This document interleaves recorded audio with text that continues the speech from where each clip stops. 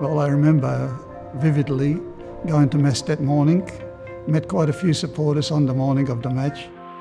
It was a very warm, balmy day. That was 1st of November 1964.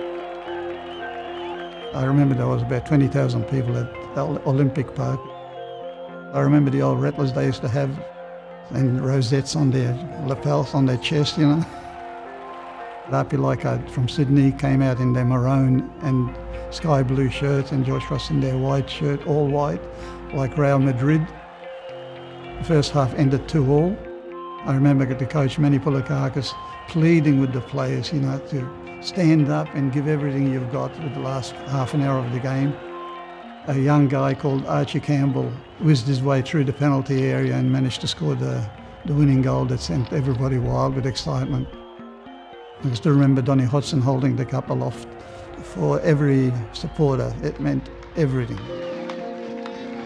It was a significant achievement, and one that not too many clubs that are still going can say that we won the Australia Cup, you know. I was very disappointed a few years ago when I read that the Australia Cup was found in a rubbish tip. That cup should belong in some club rooms that won it in those days. George Cross, yeah. A lot comes to my mind. Pretty much was born there. I was fortunate to actually step up and play senior level.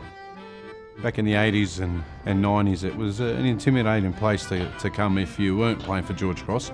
Chapman Reserve will hold so many memories for so many people. It means a lot to the Maltese people because it was an outlet for the Maltese community to come not only to watch the sport itself of soccer, but also to meet. We've got 2 elite pitches and 2 synthetic pitches and a wonderful clubhouse. A joint venture with Melton City Council. They're obviously building the facility. We have a 20-year lease. I've got to say, I think a number of our members over the last 20-odd years have been looking forward for this day for a long, long time, to be really honest. We believe it'll take our club and the local community and obviously the Melton Shire Council. It'll put us on the map in all about providing recreational facilities for our whole community.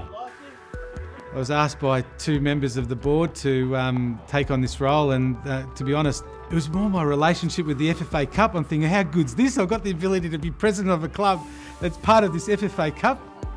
Come on! Liam, get him going! Liam, come on! I yearn for the years that we can go deeper and deeper, and I'm envious of the Victorian clubs who get to meet one of the A-League clubs. You know, I really envy them, and I wish we could do that. Then when someone said we'd won the Australia Cup in '64, it was like, okay, really?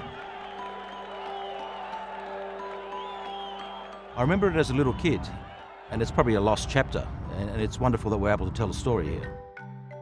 Understand ourselves that, you know, we're involved in something today.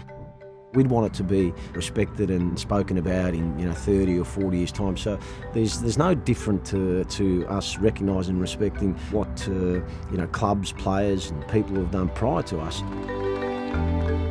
Some of the well-known sporting clubs within Victoria and probably Australia weren't founded in 1947, so we have a strong history. And I say to our current board, we're custodians of that.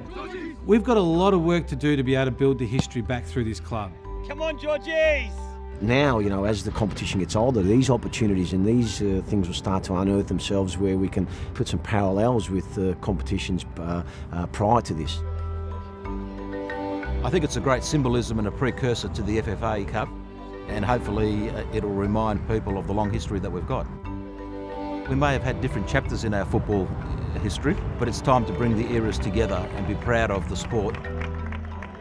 Hopefully in the next 20 years we'll bring the FFA Cup home and put the 2 cups together, and we could probably have 64 and 19, what do we got? 20, let's say 2028. Let's put that as a target.